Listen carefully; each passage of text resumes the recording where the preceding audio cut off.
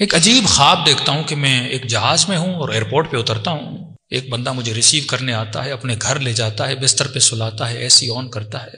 ایک سفر کا منظر دیکھتا ہوں خواب کے عالم میں. نیند سے اٹھتا ہوں، سوچ ہی رہا تھا کہ یہ میں نے کیا دیکھا ہے، کہاں جا رہا تھا، کس جہاز سے اتر رہا تھا. کہتے اتنے میں جو چھوٹی سی کال کوٹڑی تھی اس کی دیوار پر میں نے مڑ کے دیکھا، دنیا کی خوبصورت ترین ہینڈ رائٹنگ میں کچھ لکھا ہوا تھا. کہ قبلہ 25 سال گزر گئے، آج تک میں نے ایسی ہینڈ رائٹنگ پھر نہیں دیکھی. لکھا ہوا تھا بسم اللہ الرحمن الرحیم. جو بھی اس کال کوٹڑی سے نکلنا چاہتا ہے، بچنا چاہتا ہے، وہ 540 یا 35 مرتبہ یہ دعا پڑھے، شفا مل جائے گی. ایک مرتبہ ہم اپنی خوشیوں میں اہل بیت کو یاد کرتے ہیں، مجلسوں میں آتے ہیں اہل بیت کو یاد کرتے ہیں، لیکن ایک مرتبہ اپنے شدائد میں، اپنے مصائب میں اہل بیت کو یاد کرتے ہیں.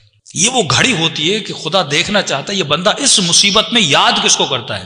مولانا صاحب کہتے ہیں مجھے ایجنسیز نے پکڑ لیا، کسی اور کنٹریز کی ایجنسیز تھیں. 65 دن مجھے کال کوٹڑی میں رکھا.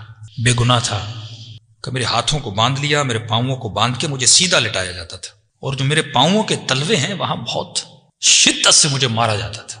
کہ قبلہ بس شدت اتنی ہے آپ کو بتا دوں کہ اتنا شدت سے مارتے تھے میرے پاؤں سوج جاتے تھے، میرے ناخن وہاں سے نکل آتے تھے. لیکن جب چوٹ لگتی تھی اور شدید تکلیف ہوتی تھی تو میری زبان سے ایک جملہ جاری ہوتا تھا، یا زہرا.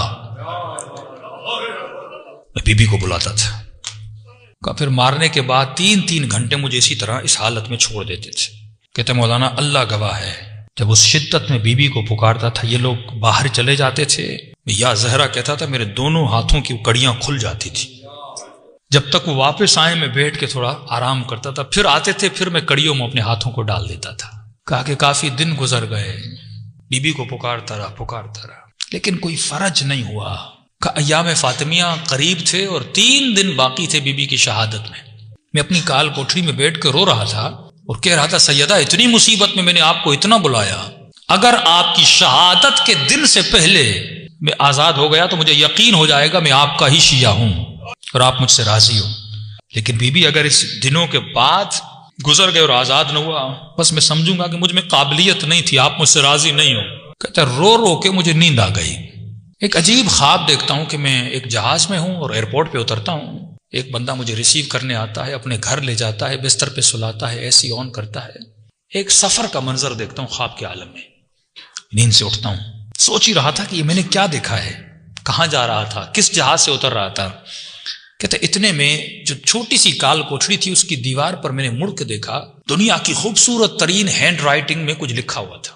کہ قبلہ 25 سال گزر گئے، آج تک میں نے ایسی ہینڈ رائٹنگ پھر نہیں دیکھی. لکھا ہوا تھا بسم اللہ الرحمن الرحیم. جو بھی اس کال کوٹڑی سے نکلنا چاہتا ہے، بچنا چاہتا ہے، وہ 540 یا 35 مرتبہ یہ دعا پڑھے، شفا مل جائے گی. میں نے کہا دعا کیا تھی؟ کہ قبلہ لکھا ہوا تھا اللہم انی اسألک بحق فاطمۃ وابوها وبعلها وبنوها وسر المستودع فيها بعدد ما حاط به. کہ میں نے تسبیح اٹھائی اور میں نے 540 سے 35 مرتبہ پڑھا، بس پڑھنا تھا. 1 گھنٹے کے بعد دروازے پہ دستک ہوئی، میرا نام لیا اور کہا کہ آپ کو آزاد کر دیا گیا ہے، اور مجھے لیٹر دیا معذرت خواہی کی، ہم نے بے جرم آپ کو پکڑا تھا، آپ آزاد ہو. کہ جیسے آزاد ہوا فوراً گھر گیا، شہر میں اعلان کیا کہ 3 دن میں سیدہ کی مجلس کرواؤں گا. میں نے گھر کے دروازے کے اوپر بینر لگایا، یہ مجلس وہ کروا رہا ہے جسے سیدہ نے آزاد کروایا ہے. کہ یہ تعبیر تو ہو گئی. کہ مولانا میں کراچی آیا، کسی جاننے والے نے افریقہ سے فون کیا کہ ماہ مبارک میں آپ کو ہم افریقہ بلانا چاہتے ہیں، یہ آپ کا ٹکٹ ہے، یہ پیسے ہیں، 2 دن کے بعد آپ کی فلائٹ ہے. کہ میں جہاز میں چڑھا. اب جب افریقہ کے ایئرپورٹ پہ اترا میں نے کہا یہ تو وہی ایئرپورٹ ہے جو خواب میں سیدہ نے دکھایا تھا، یہ تو وہی شخص ہے جس کو میں نے خواب میں دیکھا تھا. کہ گھر اس کا تھا پر اس کو بتا میں رہا تھا کہ تیرے کمرے میں یہ چیزیں ہیں. کہ آج 25 سال ہو گئے، سیدہ نے وہاں سے اٹھا کر مجھے یہاں بھیجا تھا.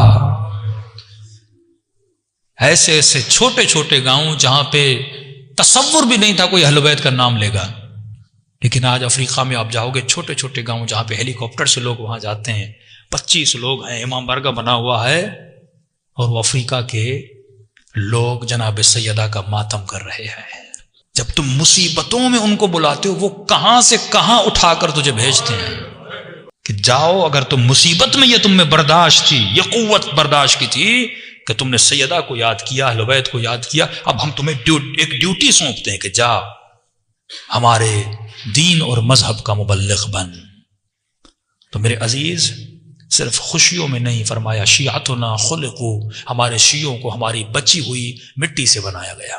وَعُجِنُوا بِمَاءِ مُحَبَّتِنَا، اور ان کی مٹی کو گوندا گیا ہماری محبت کے پانی سے. یعنی اس وجود کے رگ رگ میں اہل بیت کی محبت ہے، لیکن یہ محبت پریکٹیکلی نظر بھی آنی چاہیے. تو جب بھی مصیبتوں میں گرفتار ہو جاؤ تو میرے عزیز جناب سیدہ کو آواز دیا کرو.